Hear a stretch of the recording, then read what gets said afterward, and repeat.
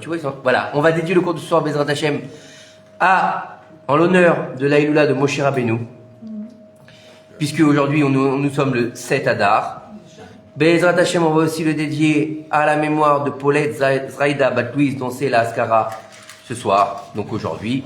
Et Bezrat Hashem, les Avdil, on va le dédier aussi aux mariés, Anaël et Liron, donc mon neveu et sa femme, qui font leur dernier Sheba Brachot ce soir, qui se sont mariés la semaine dernière. Donc Akadosh Baruch Hu leur donne une longue vie et tout ce qu'ils désirent, Bezrat Hashem, Amen Kineratson, et bien sûr on n'oublie pas ma maman, et Louishmat, Rivka Bat Rachmona, et toutes les personnes qui nous ont quittés. Alors ce soir on va pas faire de Chassidout à proprement parler, parce qu'on est obligé quand même de mettre à l'honneur le Raya Memna, le berger fidèle d'Akadosh Baruch Hu qui s'appelle Moshe Rabbeinu. On ne peut pas passer cette date du 7 Adar sans parler de Moshe Rabbeinu. Alors bien sûr que ce soir on va faire un cours sur Purim, puisque la semaine prochaine c'est Purim, mais vous allez voir en fait qu'il y a quand même un lien particulier entre Purim et Moshe Rabbeinu. Parce qu'il faut savoir, il faut savoir en fait que pourquoi est-ce que Aman il a choisi ce mois et pas un autre pour faire son fameux Purim, son fameux tirage au sort. Pourquoi est-ce que Aman il n'a pas choisi le mois de Nissan? Pourquoi est-ce qu'il n'a pas choisi le mois de Tishri ou le mois de Cheshvan? Alors en fait, c'est dit tout simplement, il a fait les déductions. Nissan, c'est le mois de la Géoula, donc c'est pas le bon mois. Tishri, c'est le mois où il y a les Yamim Noraïm, donc c'est pas le bon mois parce que il y a Yom Kippourim, mais il y a Rosh Hashanah, donc c'est le mois où ils sont avec Dieu, etc. Il a fait une déduction, il a dit Adar, il y a rien. Et en plus de ça, leur prophète, il est mort, donc c'est un mauvais signe. Mais ce qu'il a oublié, c'est qu'il était né aussi ce mois-là. Et donc en fait, l'essence de Moshe Rabbeinu, elle ne s'éteint pas dans le mois d'Adar. Au contraire, elle brille parce que il y a marqué là-bas, Moshe il est mort, et il y a marqué là après, en allusion que Moshe, il est vivant. Donc c'est la force de Moshe Rabbeinu, puisqu'on ne sait pas où il est enterré d'ailleurs, mais bien sûr que son enveloppe charnelle, elle est morte comme tout être humain, mais après, bien sûr, comme on dit, les Réchaïm de leur vivant, ils sont morts, et les Tzadikim, même après leur mort, ils sont toujours vivants. Surtout Moshe Rabbeinu, celui dont on dit qu'il était le berger fidèle de Akadosh Baruch Hu. Comme il a dit le Rav tout à l'heure, il a dit que il a demandé qu'on efface son nom. C'est pour ça qu'on ne le verra pas dans la paracha de cette semaine. Et il faut savoir en fait, et pourquoi est-ce que, il a expliqué tout à l'heure pourquoi dans cette paracha de Tetzavé on ne voit pas son nom. Parce qu'il a dit, parce que c'est la lettre Chaf de la 20e paracha. La 20e paracha, c'est la paracha de Tetzavé. Et il y a une autre explication qui dit en fait que, parce qu'en fait, Akadosh Baruch Hu, il a voulu reculer l'échéance pour pas effacer le nom de Moshe Rabbeinu de la Torah. Et en fait, à chaque fois qu'on fait un tour, à partir du moment quand est-ce qu'il a dit ça Moshe, à partir de la paracha de Kitissa, puisque c'est dans la paracha de Kitissa qu'ils ont fait le veau d'or. Donc c'est la paracha de Kitissa que Moshe Rabbeinu il a demandé à Hachem, efface mon nom, au lieu d'effacer le peuple. Et donc en fait, la paracha qui est avant Kitissa, c'était Tetzavé. Donc quand il a fait le tour une fois, il était obligé maintenant de l'effacer dans la paracha de Tetzavé. Vous avez compris? Puisqu'il a dit ça dans la paracha de Kitissa. Donc c'est pour, en fait, fermer la boucle. C'est une autre explication qui est assez jolie, mais aussi c'est une allusion à la mort de Moshe Rabbeinu. Pourquoi? Parce que le 7 Adar, il tombe toujours, ou dans la semaine de la paracha Tetzavé, ou bien comme cette semaine, entre Teruma et Tetzavé. Et donc, il faut savoir que, de toute façon, même si Moshe Rabbeinu n'est pas présent dans la paracha de cette semaine, c'est la paracha où on parle le plus de lui. Il n'y a pas une fois son nom, mais on parle toute la paracha, Dieu lui parle. Veata, Veata, Veata, Veata, Veata. Et toi, et toi, et toi, et toi. Et là, il lui dit même pas, parle d'enfant d'Israël, il lui dit, et toi, et toi. Donc c'est comme si qu'il avait même presque une relation intime. Il a même plus besoin de le nommer pour lui dire. Parce que normalement, il dit, Vaïdaber, Hachem, et Moshe, il est mort. Et voici, Dieu, il a dit à Moshe en disant. Toujours, et Dieu, il dit à Moshe, là, il lui dit, Veata. D'ailleurs, il va lui dire quelque chose d'hallucinant. Il lui dit, et maintenant, toi, tu vas ordonner de faire une huile d'olive pure, concassée. C'est quoi cette histoire d'huile d'olive? Huile d'olive, pure, concassée. C'est pas ce qu'il a dit le Rav, je vais pas répéter. Mais c'était joli ce qu'il a dit tout à l'heure. Mais il faut savoir une chose, c'est que le Rachem Akadosh, il nous dit, pourquoi est-ce que Dieu, il a pas dit à Moshe, comme d'habitude, Vaïdaber Hachem el Moshe les morts, Daber el Bene Israël, Vamarta alehem, Ta'asu, Shemen Zaïdzach. Dieu dit à Moshe en ordonnant, demande au Bnei Israël de faire une huile, ça aurait été plus logique, vous êtes d'accord avec moi? Non, il lui dit, et toi, ordonne. Qu'est-ce que c'est que ça? Le Rav Chaim Akadosh donne une explication extraordinaire. Il dit en fait que cette huile d'olive, elle va servir à quoi? Elle va servir à allumer la menorah. La menorah, il faut savoir que nos sages nous disent, le Midrash rapporte qu'il n'y avait pas une menorah. Il y en avait 13. Il y avait 13 menorot. Il y avait une qui, ça a été la menorah à Mishkan, celle que Moshe Rabbeinu n'est pas en mesure de faire, celle que Dieu lui a dit fait, il a dit, comprends pas. Il lui a dit, qu'est-ce que je fais maintenant? Il a dit, prends le bloc d'or et jette-le dans le feu, et la menorah, elle est sortie, presque une création ex nihilo, juste avec la matière, d'accord? Mais c'est une seule. Et de celles-là, ils en ont fait des copies, une par tribu. D'accord? Et donc, il y en avait donc en 12 tribus, plus le master, donc ça fait 13. Et elles étaient dans l'allée du Mishkan et du Beth Amikdash pour éclairer. Parce qu'il faut savoir que les fenêtres du Beth Amikdash, elles étaient faites à l'envers. Vous savez, nous, on a des fenêtres, elles sont plus petites à l'intérieur et plus grandes à l'extérieur, pour que la lumière se reflète à l'extérieur. Mais en fait, dans le Mishkan, c'était l'inverse, pour que la lumière, elle reste à l'intérieur. Et en fait, le Rav Chaim Akadosh nous dit, pourquoi est-ce que Dieu l'a demandé d'allumer les nérotes? Donc c'est surtout la nuit, on est d'accord. Est-ce que Dieu, il a besoin de lumière? Dieu, il n'a pas besoin de lumière. C'est comme si Dieu il dit à Moshe, bon maintenant, vous allez allumer la lumière parce qu'il fait nuit. Vous imaginez? J'ai peur du noir. Non, on parle de Dieu. Dieu, il ne peut pas avoir peur du noir. Alors, Rav Akadosh dit, c'est pour ça qu'il lui dit, Ve'ata tetzavé.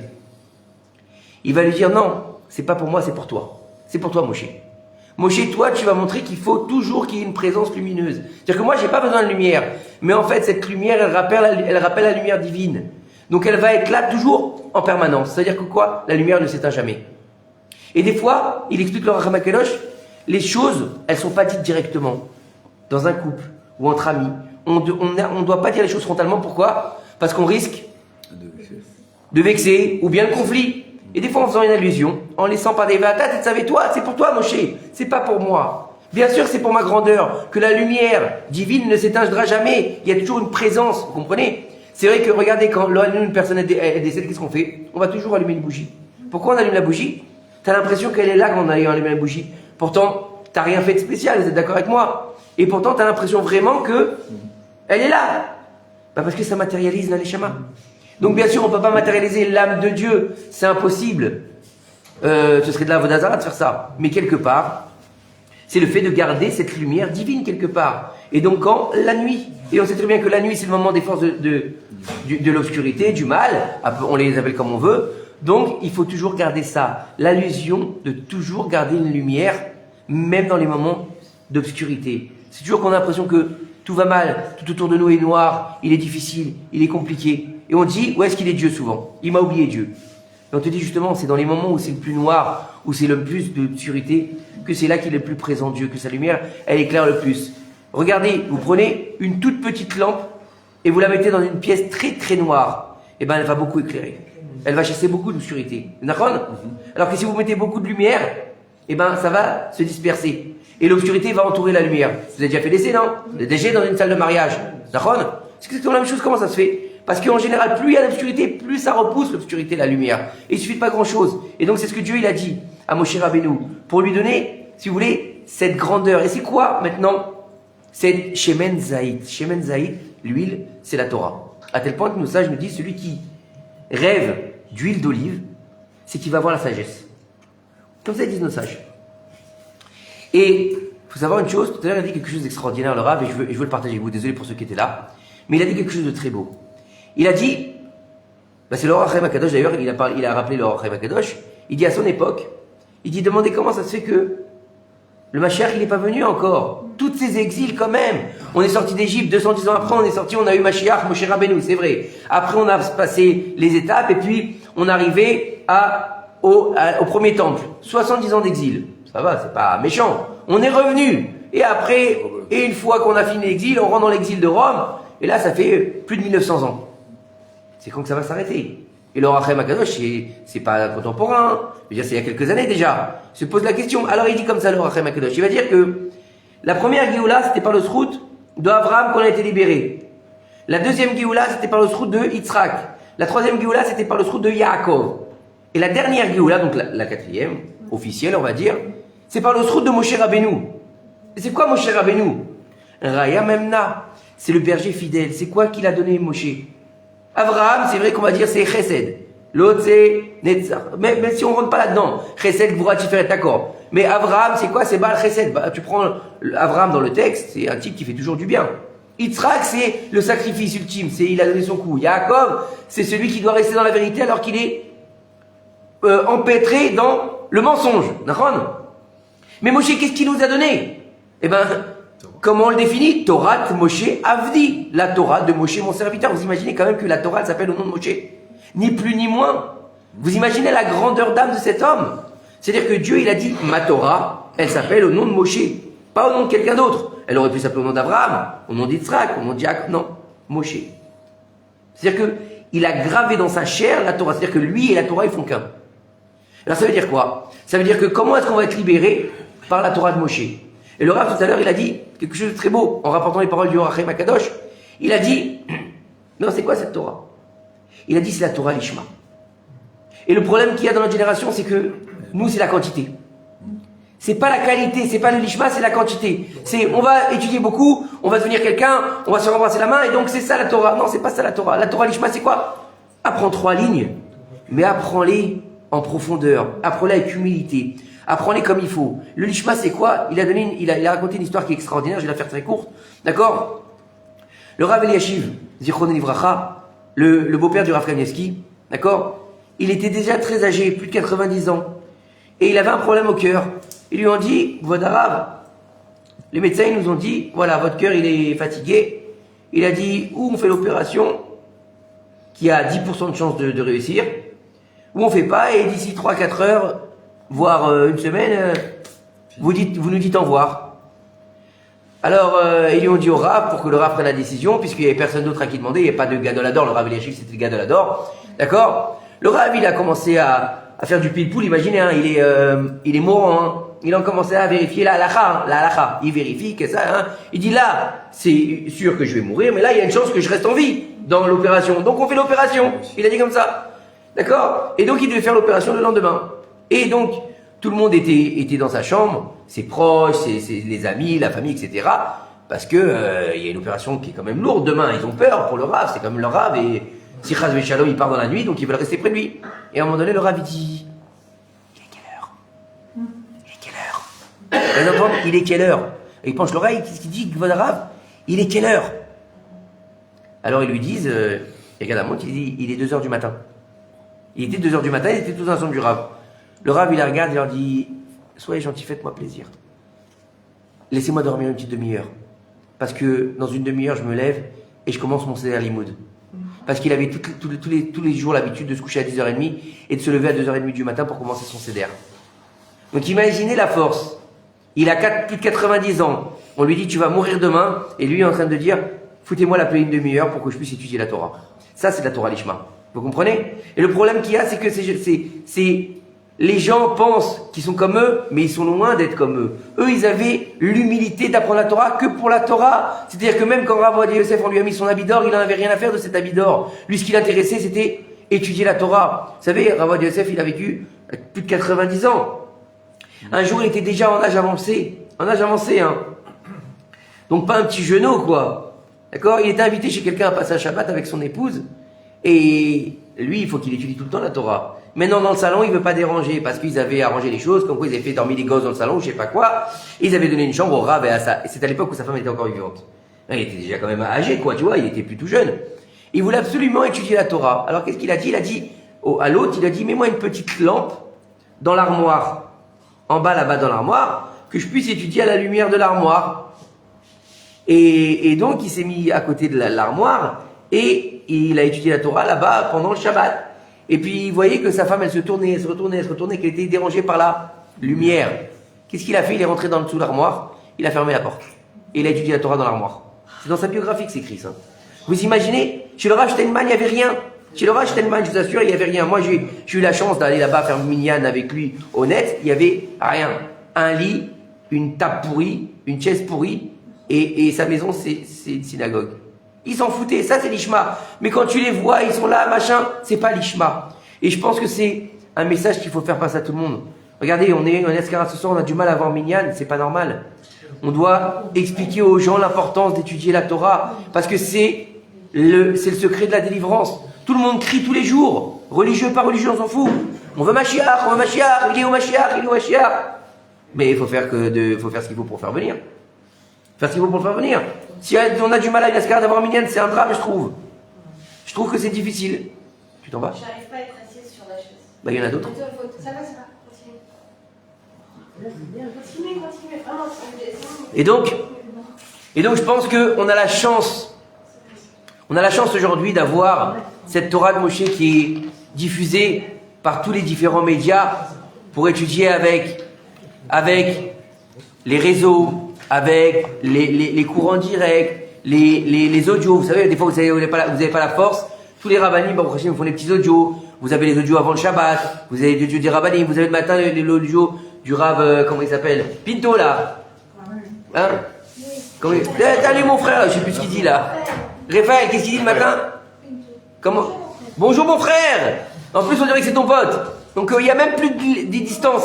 Je pense que c'est important de prendre sur soi, de comprendre que jour de la Iloula de Moshe Rabbeinu, le mariage, Iloula c'est un mariage de Moshe Rabbeinu, Raya Memna, le plus grand des prophètes que Dieu il a dit de lui, c'est le plus humble des hommes sur la surface de la terre. Vous imaginez? C'est ça un vrai rabbin, un vrai rave, un vrai Talmid Chacham, c'est quelqu'un qui a de l'humilité. C'est quelqu'un qui étudie pas pour lui, il étudie pour Dieu. Il étudie pour enseigner, pas pour lui, pour Dieu. Et c'est important de savoir avoir l'humilité d'être comme tout le monde. On n'a pas besoin forcément de savoir que tu es un rave. On n'a pas. D'ailleurs, les plus grands rabbinim, en général, c'est ceux qui sont cachés. Vous avez jamais vu? Des fois, tu rentres dans une épicerie, tu as un vieux bonhomme, hein, et il va te sortir une DAF, et il va te sortir un truc par cœur. Vous avez jamais vu ça? Vous avez jamais vécu ça? Tu rentres dans un magasin, il y a un vieux bonhomme, tu lui donnes pas 10 balles, et là il va te sortir un Dvar Torah, t'as envie de tomber par terre. C'est des tzadikim ceux-là, parce qu'ils sont l'ishma complet. Là, ils transpirent la Torah, ces gens-là. Comment? C'est simple. Ils cherchent pas les honneurs. Ils sont dans leur petite boutique miteuse. Ils sont là à étudier quand il n'y a pas de clients. Ils sont là le soir. C'est ça la Torah. Faut la vivre la Torah. Et je pense qu'on doit apprendre de Moshe Rabbeinu cette force-là. C'est-à-dire que Moshe, mais imaginez, Dieu il lui a dit dans la paracha Balotra, fais-toi 2 trompettes en argent. Vous savez ce que c'est les trompettes? Vous savez pour qui on faisait les trompettes à l'époque? Pas pour jouer la trompette, hein. Pour les rois. Pour les rois. Donc Dieu il lui dit en gros, tu es roi d'Israël, Moshe. Tu es roi. Et sa sœur elle parle sur lui, il va dire, de grâce mon maître, je t'en prie, pardonne-la. Elle a rien dit. C'est le roi. Aujourd'hui, le moindre petite allusion, le mec il a 10 000 sur son compte, je vais aller porter plainte, coupez-lui la tête. Oui ou non? Mais tais-toi, regarde ce qu'il a fait Moshe. C'est Pélé Plaïm, d'être aussi grand et d'être aussi humble. C'est impossible normalement. N'oubliez pas une chose. Hein? Julien, t'es avec nous? Moshe Rabbeinu, il était prince d'Égypte. L'histoire du film et du dessin animé, c'est vrai. Il était prince d'Égypte. Il a vécu dans le palais de Pharaon. Il avait des serviteurs et des servantes à ses bottes, on peut dire. D'accord? Il avait de l'oseille. Il aurait pu avoir toutes les plus belles femmes de l'Égypte. Il aurait pu avoir les trésors de l'Égypte. Et il aurait pu devenir pharaon. Oui, cette histoire-là, il aurait pu devenir pharaon. Mais lui, qu'est-ce qu'il faisait faire? Qu'est-ce qu'il faisait? Il regardait la souffrance de ses frères et il allait la partager. Un prince d'Égypte qui va et qui faisait semblant d'aider à l'effort de construction du pharaon pour aider ses frères juifs. Vous imaginez? Mais aujourd'hui, on propose ça à quelqu'un, il va dire, écoutez, je vous aime beaucoup mes frères, il va mettre une Magen David et il va rester dans le palais. Oui ou non? On n'est pas là. On est en train de parler de Moshe Rabbeinu. Je pense qu'il n'y a pas un endroit dans le monde où on ne parle pas de lui. Je ne pense pas qu'il y a une seule religion qui ne sait pas qui c'est Moshe Rabbeinu. Il n'y a pas un être humain qui ne dit pas Moshe Rabbeinu. Je ne pense pas qu'il y a un endroit dans le monde où on ne rappelle pas son nom tous les jours. Il y a foot? Non, il déconne. Ah d'accord, ok. C'est un téléphone agressif. Donc il faut comprendre que c'est la grandeur de Moshe, la grandeur d'un être extraordinaire, la grandeur d'une puissance qu'on peut même pas définir, à tel point qu'on n'est même pas le droit de savoir où il a été enterré pour pas en faire de la Avodah Zara. Vous imaginez?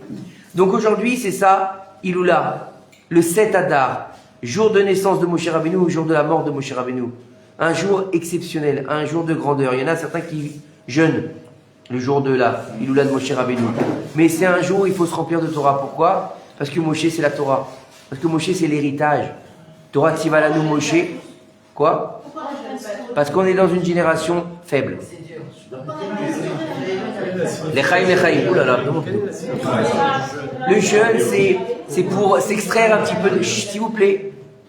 Le jeûne, c'est pour s'extraire un peu de la matérialité. Et donc s'élever un petit peu. Sauf que dans notre génération, je voudrais avoir un peu d'eau, s'il vous plaît. Dans la génération où on est d'une génération de l'eau faible. Et donc le problème qu'il y a, c'est que tu vas faire un jeûne et tu vas mal travailler, par exemple. Donc ça s'appelle du vol. Tu vas faire un jeûne et tu vas pas être en mesure d'étudier la Torah. Donc ça s'appelle aussi du vol. Donc c'est un problème. Il vaut mieux étudier la Torah. Mettez-vous en vibrant s'il vous plaît ou en mode avion. C'est gentil. Mais par exemple pour le jeûne d'Esther, on jeûne pour Esther. C'est pas pareil. On va commémorer par le jeûne une situation. Tu comprends? C'est autre chose. Maintenant, la plus grande chose aujourd'hui, et tous nos sages ils sont d'accord, hein? On l'a pas ça pour l'instaurer en plus. Oui, bien sûr, on peut pas l'instaurer. La plus grande chose qu'il y a, c'est que aujourd'hui dans la génération où on est, les mortifications, les jeûnes, les trucs comme ça marche pas. D'accord? Il n'y a aucun rabbin qui va dire à un mec, bon bah tu sais quoi, t'as fait des péchés de Zera Levatala, va te faire fouetter, et puis après tu vas te rouler tout nu dans la neige, et puis après, ça n'existe plus ça. Qui c'est qui est en mesure de faire ça aujourd'hui? Ah, il va trouver de la neige en Israël, toi. Ouais. Je n'ai rien dit. Voilà. Mais dans l'absolu, non, c'est pas la peine de faire tout ça. D'accord? Vous avez pas vu Shahar HaTikkunim? Vous connaissez pas ce livre de Shahar HaTikkunim? C'est un livre où il t'explique tous les tikkunim que tu dois faire quand tu as fait des fautes. Je l'ai lu un jour ce livre. Quand j'ai fait Teshuvah, j'ai lu ce livre. Je l'ai récupéré. Et je l'ai lu. Hein. Eh ben, je devais passer ma vie dans un mikvé. D'accord? Et je devais passer ma vie en train de pleurer. Tu peux pas vivre. Faut être clair, c'est pas de notre génération. Alors c'est quoi le plus grand moyen d'honorer Moshe Rabbeinu et de faire ce qu'il faut pour, au lieu de faire des mortifications, c'est d'étudier la Torah. Et étudier la Torah, ça nettoie, c'est le karcher spirituel du juif. C'est d'étudier la Torah, et surtout dans notre génération. Parce que ça sert à rien. Tu vas jeûner, la vérité, il faut être honnête. Quand tu jeûnes, la plupart du temps, tu penses. Ni tu penses à Esther, ni tu penses à Moshe, ni tu penses à Yom Kippour, tu penses à ton bide. D'accord? Tu penses à ton estomac. Quand est-ce que je mange? La plupart des gens qui viennent à Yom Kippour, ils pensent déjà au boulot de la fin du jeûne. Alors faut être honnête. Il y en a qui pensent avec la Sina pour le manger à la fin. Oui, il y en a qui pensent à leur club qui vont fumer après. Ça, c'est pour les amis. C'est pas que les jeunes. Vous avez compris? Donc c'est pas nécessaire. L'imout Torah, et je peux vous assurer, comme j'aime à le dire, il vaut mieux un petit peu de l'imout, mais Be'at Mada, donc avec constance, que beaucoup et n'importe quoi. Et un petit peu où tu comprends bien que plein. Parce que c'est vrai qu'aujourd'hui, beaucoup de gens, ils finissent le Talmud. Il y en a beaucoup. Ils font quoi? Ils font le Talmud, ils vont prendre la Masechet, ils vont lire la page. Ils vont lire, ils lisent comme des dactylos. Mais tu rentres pas dans le inyan du texte. Et donc c'est vrai que tu vas lire et tu comprends partiellement les choses, ou tu survoles en surface. Mais c'est pas ça l'étude. C'est-à-dire que tu dois rentrer dans le texte et te lier avec le texte. Et quand tu te lies avec le texte, ton étude elle est différente.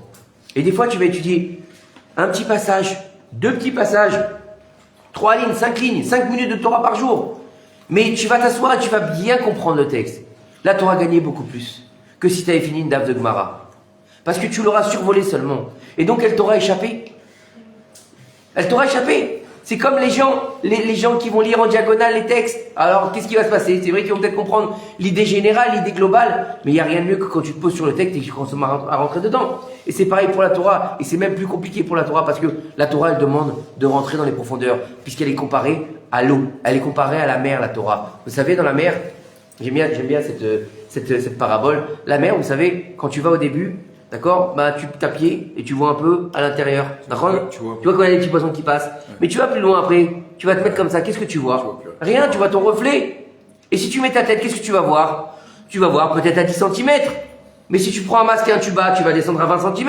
Et si tu prends une bouteille avec de l'oxygène, tu peux descendre plus loin. Et si tu prends un sous-marin, tu vas descendre encore plus loin. C'est la Torah. C'est des paliers. C'est des paliers. C'est-à-dire que au début, tu vas prendre ton texte, c'est vrai que tu vas le comprendre. Ah, j'ai compris la paracha de cette semaine. Où il y a un vieux monsieur, il s'appelle Abraham. Et il va se faire une brit mila à 99 ans. Oh là là, c'est dur. Toi, t'as de la peine pour lui, t'as l'impression de lire un harlequin. Mais si tu regardes bien un peu plus dans l'histoire, pourquoi est-ce qu'il a fallu attendre 99 ans? Pourquoi est-ce qu'il a fallu d'abord qu'il ait Ishmaël avant et pas après? Pourquoi est-ce qu'il devait être incirconcis pour Ishmaël? Ça fait partie du processus divin. Il devait se nettoyer. Comment on se nettoie? C'est pas une douche, c'est plus profond que ça. Vous comprenez? Et donc tu vas comprendre le sens du texte un peu plus profondément. Et qui c'est Abraham? C'est la sphère du chesed. Et pourquoi elle doit? Parce que c'est la première qui est en rapport avec notre monde. Et là tu commences à rentrer dans l'histoire. Mais non, toi tu restes à... Il y avait un vieux monsieur... Et donc tu restes à la surface de l'eau. Parce que les gens ne trouvent pas forcément les gens pour leur expliquer. Voilà. Et donc tu restes à la surface de l'eau. Et donc tu n'apprendras jamais à plonger. Tu lis la même chose tous les ans, mais à chaque fois tu trouves un truc nouveau. Oui, c'est ça le problème, c'est que les gens, des fois, ils ont du mal à trouver les personnes qui vont leur expliquer au niveau où il le dit Shmuel, tu as du mal à trouver des gens Ouais, qui peuvent où les gens préfèrent ne pas savoir, donc ils restent dans leur non, il y a des gens ils préfèrent ils sont pragmatiques, donc ils vont rester dans bon, comment on fait Netilat Yadayim, comment on fait Shabbat, la Lacha elle a dit, l'histoire d'Abraham c'est l'histoire de la Torah, le Mishkan c'est ça. Mais vous imaginez ce qu'on a lu cette semaine? Ce qu'on a lu cette semaine, c'est la raison de la création du monde. On l'a expliqué à Shabbat, vous vous rappelez que en fait Dieu il a descendu par l'homme du klal au prat et du prat au klal. Et donc en fait, le fait qu'il ait fait un Mishkan, c'est de passer l'ael au kout dans le tzomer, le domem et le behema et le chai. C'est les trois niveaux. Comment? Eh ben il a utilisé du minéral, du végétal et des peaux de bête pour le Mishkan. C'est toute la création qui est au service de Dieu, le Mishkan. C'est pas une maison. C'est pas, vous croyez quoi? C'est quoi? C'est un palais. Dieu, il a besoin d'un palais. Qu'est-ce qu'il y a? C'est un temple d'idolâtrie pour Dieu, Chas v'Shalom. Parce que, lu comme ça, bah c'est ça en fait. C'est ça. Si tu le lis dans l'absolu, dans un sens. un temple pour Dieu, un temple pour Baal. Tu peux le dire, tu peux le comprendre comme ça, malheureusement. Tu as compris? Oui, mais quand tu sers Dieu, est-ce que ça s'appelle de l'idolâtrie? Parce que Non. Ça ressemble. Ça dépend comment tu te sers. Ça dépend comment tu te sers. Tu vois, ça dépend comment tu te sers. Donc c'est ça le problème. Si tu penses que c'est juste une bâtisse, un temple juif, t'es en problème. Tu comprends ce que je veux dire? C'est-à-dire que c'est, encore une fois, c'est le même principe de croire qu'on est une religion. Ça, on n'est pas une religion. Puisque la religion est créée par les hommes, et nous, ça a été donné par Dieu. Donc c'est pas la même transmission. Donc il faut bien comprendre ça. Et donc on est dans des niveaux incroyables. La Shemen Zaïdzar. Mais vous vous rendez compte que c'est... Attends, on est quoi si on n'est pas une religion? On n'est pas une religion. On est divin. On est divin. La religion c'est humain. Nous on est divin. Mais il faut comprendre une chose, c'est que quand tu parles de cette Shemen Zaïdzar, c'est Israël. Il te dit que c'est quoi le secret de la Shemen Zaïd? Il te dit c'est Israël. Elle donne son essence quand tu vas la broyer. Regardez le réveil qu'il y a eu au 7 octobre. Regardez le réveil de la Shoah, malheureusement. C'est exactement ce qu'on a vécu. On brille après. Et malheureusement après, ça s'étiole. Qu'est-ce qui se passe? Tout le temps. Il n'y a pas de stabilité. Parce que justement, on n'est pas dans Moshe. On n'est pas dans Moshe. On a laissé tomber. Et donc on te dit que c'est lui la Géoula. Donc il faut raviver la flamme de Moshe. La flamme de Moshe, c'est Torah, Moshe, Avdi. Donc voilà, je pense qu'il faut comprendre ça. Et comme on l'a vu... C'est nous qui avons dans nos mains le pouvoir. Mais comme d'habitude, c'est toujours à nous. Pour avoir la Géoula. C'est rien que... Mais regarde, Moshe, il faut comprendre une chose. Tout ce qui se passe dans le monde dépend de nous. C'est tout. C'est pas plus compliqué que ça. C'est pas moi qui le dis, hein. Non, Attention, j'ai pas la prétention de dire ça, hein. Toutes les occasions, elles ont été perdues à cause de nous. Mais regarde encore une fois, on va lire Be'ezrat Hashem lundi soir. Lundi soir, la Megillat Esther. La Megillat Esther, c'est la Géoula. La Megillat Esther, c'est le fait d'accepter la Torah avec la joie. Donc contrairement au Har Sinaï. Donc on a dit la semaine dernière, vous vous rappelez qu'on est dans une lumière encore plus grande que le don de la Torah. Vous vous rappelez la semaine dernière? Donc on a un niveau ultime. La Yehudim Haïta Ora Vesimcha Vesasal Veka Vekimu Vekiblu. Ils ont reçu, ils ont accepté. Une grande lumière, Ora. La lumière, Ora c'est quoi? C'est la lumière de la Torah. Simcha, c'est le plus haut niveau puisque c'est la joie intense. c'est presque l'extase, si vous voulez. On reste à Babel, on reste à Suse. Pourquoi? Mais qu'est-ce qu'on fout à Suse? D'ailleurs, même le Rav Orecherki, il dit, c'est quoi cette question-là? Ish Yehudi aya beshushan abira. C'est comme ça que c'est marqué. Ish Yehudi, il y avait un homme juif qui était à Shushan, la capitale. Et le Rav Orecherki pose cette question. Mais qu'est-ce qu'il faisait là-bas? Pourquoi il n'était pas rentré en Israël? Pourquoi il n'est pas rentré en Israël? Et ils ne sont pas rentrés en Israël après. S'ils étaient rentrés, Mordechai et Esther, ils seraient enterrés ici. Alors peut-être que Mordechai, parce que Esther, on a expliqué qu'elle avait été laissée là-bas, mais Mordechai, il serait enterré ici, puisqu'il faisait partie du Sanhédrin. Donc il devait rentrer. Pourquoi il n'est pas rentré? Il y avait la CAF. Pourquoi? Parce qu'ils n'ont pas déclenché la Géoula, encore une fois. Parce qu'encore une fois, la Géoula, elle doit se déclencher ici. Elle doit se déclencher en Eretz Israël, bah oui. Ça c'est clair, je veux dire, la Géoula, elle est en Israël, elle n'est pas hors Israël. La Géoula, elle commence par Chutz La'aretz, mais le dévoilement, il est ici. Tout le monde le sait. Mais le problème qu'il y a, c'est qu'ils ne sont pas rentrés. Encore une fois, on a loupé le coche.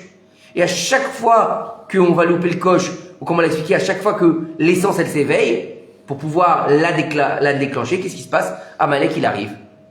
Et donc, à nous de contrer Amalek et d'arriver à le battre une fois pour toutes. Et de rentrer en Eretz Israël. Mais on oublie ça. C'est ça le problème. Et le seul qui doit nous montrer le chemin, c'est Moshe. Parce que lui, il n'est pas rentré. Mais il voulait que ça. Il voulait que ça. C'était son plus grand souhait. Rentrer en Eretz Israël. Vous vous rendez compte, c'est un homme qui dit à Hachem, je t'en supplie, fais-moi rentrer en oiseau, il dit le Midrash. Je vais être un piou-piou. Au moins rien que pour survoler la terre d'Eretz Israël.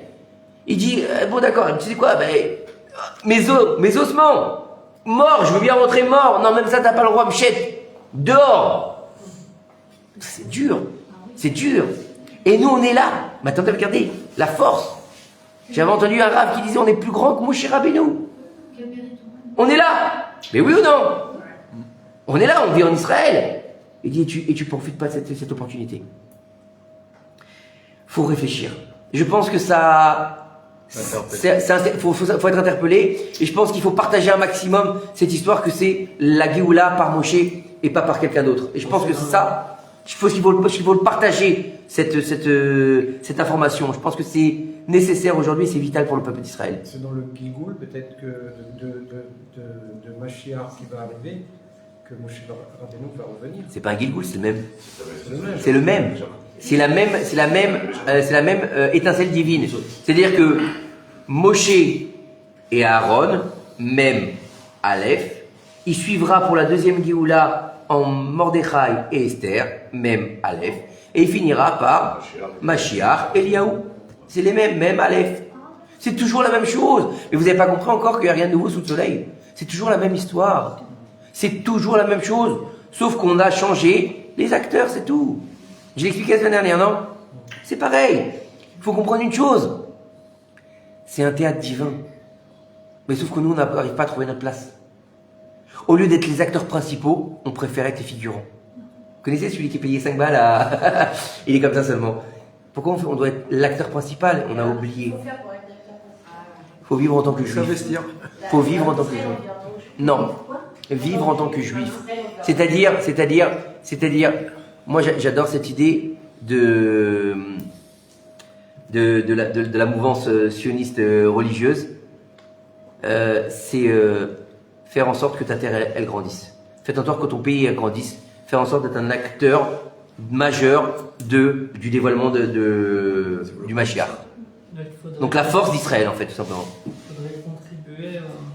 L'effort de guerre, tout simplement, on appelle ça comme ça. Après, on va pas les prendre les fusils, je parle pas de ça. Mais de faire partie. Donc, à côté, ça va être il va pouvoir peut-être s'investir dans des associations, faire comme Yedidim, que Dieu les bénisse, Yedidim, ou bien des associations pour les soldats, ou bien d'aller être soldat, ou bien d'aller donner des cours aussi, parce qu'on a besoin des deux. Parti pour faire vivre le peuple d'Israël, vous comprenez?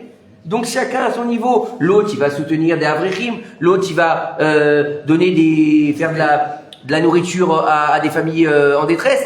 Tout ça. Construire aussi, il y en a qui disent que c'est une histoire. Oui, construire bien sûr. Construire aussi. Construire les routes, construire les appartements, ça aussi. Vous comprenez? C'est ça. Non, c'est pas fini. Il y a déjà, et alors, tu as vu le nombre d'endroits où on a encore de la place? Baruch qu'on a déjà commencé, on a déjà commencé le kibbutz Galuyot. Mais tu vas attendre que les gens ils fassent les choses pour toi? Non. Moi, je trouve que si on pense comme tu dis maintenant, ça peut pas aller. Bien sûr. C'est des années déjà comme ça. Et alors, justement, on est en plein dedans. Et Baruch Hashem, il y a de plus en plus. Non, mais Baruch Hashem, il y a de plus en plus d'associations. Il y a de plus en plus de gens qui se donnent les moyens. Il y a de plus en plus de gens qui essayent. Baruch Hashem, encore une fois, chacun sa place, chacun savoir ce qu'il veut. C'est tout. Après, chacun son niveau. Encore une fois, on l'a expliqué. On l'a expliqué la semaine dernière. Chacun a sa place, chacun a son niveau, chacun avec ses capacités. Chacun avec ses capacités aussi. On continue? Il fait pas un peu chaud là? C'est moi. Yalla. Alors maintenant, on va rentrer dans notre étude de Purim pour finir Purim, puisque la semaine prochaine, ce sera, lundi soir, ce sera le jeûne d'Esther et la Megillah, donc on n'aura pas cours. On va s'asseoir. Donc, on va avoir notre dernier cours sur Purim. On n'a pas pu faire tout le Tzroach Chaim. Moi, j'ai pas pu plonger dedans parce que Baruch Hashem, on a eu cette simcha avec le mariage, et donc on n'a pas eu le temps. Mais vous savez que dans la Megillah Esther, il y a plusieurs personnages. Il y a un personnage qui est très bizarre. Il apparaît au début de la Megillah et à la fin de la Megillah. Il apparaît 2 fois. Et ce personnage-là, il s'appelle Charbona. Et Charbona. Et à la fin, quand on va dire Arur Haman, Baruch Mordechai, Arura Zeresh, Baruch Esther, et on va le dire plusieurs fois, et on va finir Vecharbona Zachro Letov. Et le souvenir de Charbona, c'est un bon souvenir. C'est qui ce Charbona? Donc vous avez compris, on va le voir au début, il est conseiller de Achashverosh, Charbona. Là-bas, il va demander à Memuchan, Charbona, il va leur demander des avis. D'accord? J'avais écouté un cours, j'avais lu un cours, je me souviens plus, qui disait en fait que les noms des conseillers de Achashverosh c'était des noms de Malachi Chabala. Là-bas.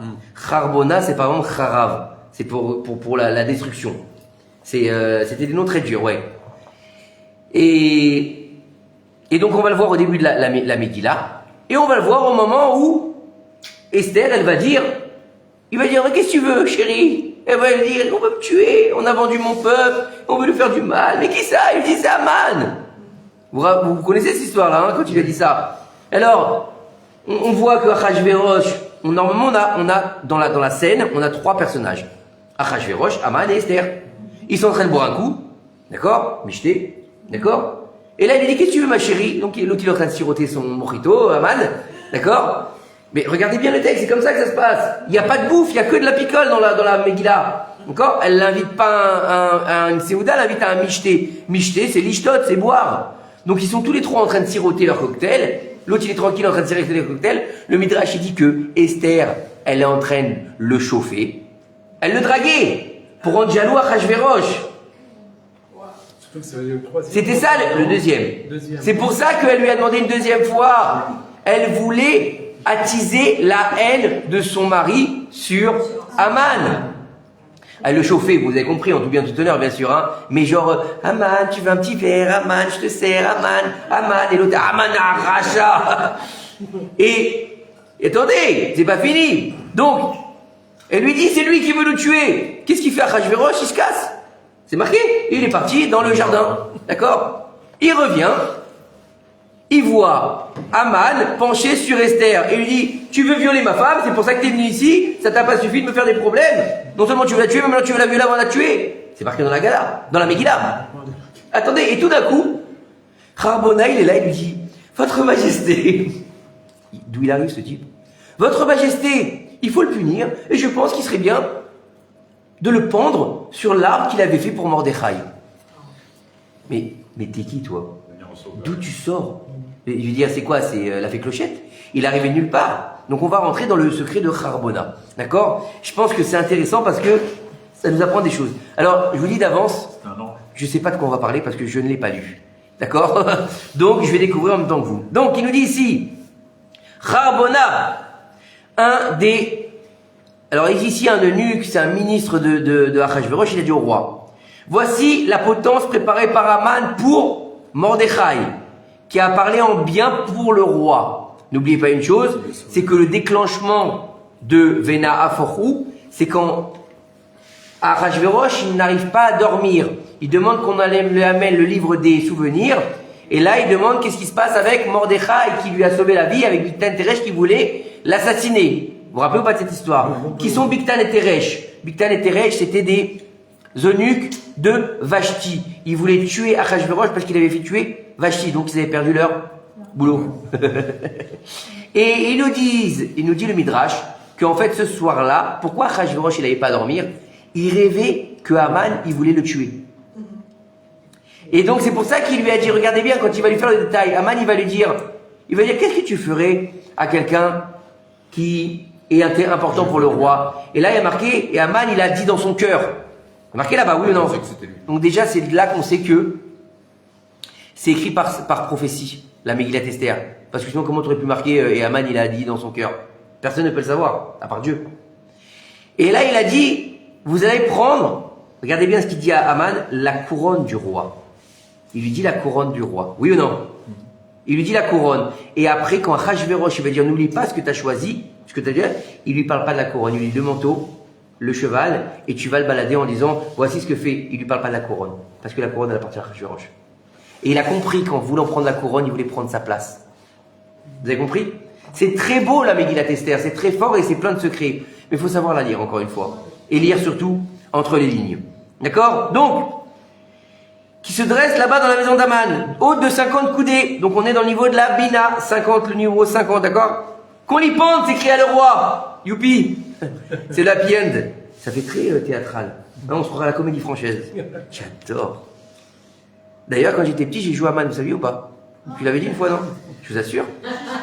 En maternelle, on a fait une représentation de pourri, mais j'ai joué à Man. Bah ouais, comme quoi, hein. On m'a pendu. Ça se voit à tes oreilles. C'est pour ça. Non, je me rappelle, il m'avait mis un truc sur la tête comme un truc de Big G là avec un faux dé, il m'avait donné. Je me rappellerai toujours, c'est très intéressant. De plus, je me souviens quoi. Donc, on attacha donc Haman à la pendance qu'il avait préparée pour Mordechai et la colère du roi s'apaisa. Mais pas la colère du roi Achashverosh, la colère du roi. Très bien. Il est écrit, maintenant, il nous dit dans le Pirkei de Rabbi Eliezer, dans notre verset, que qu'a fait Eliaou Zachor Letov à ce moment-là? Eliaou Zachor Letov, tout le monde connaît Eliaou, Hanavi, Zachor Letov. Eliaou, c'est le prophète Eliaou. Donc, juste pour remettre les choses à leur place, le Zohar HaKadosh il nous dit qu'Eliaou Hanavi, avant d'être un homme, c'était un ange.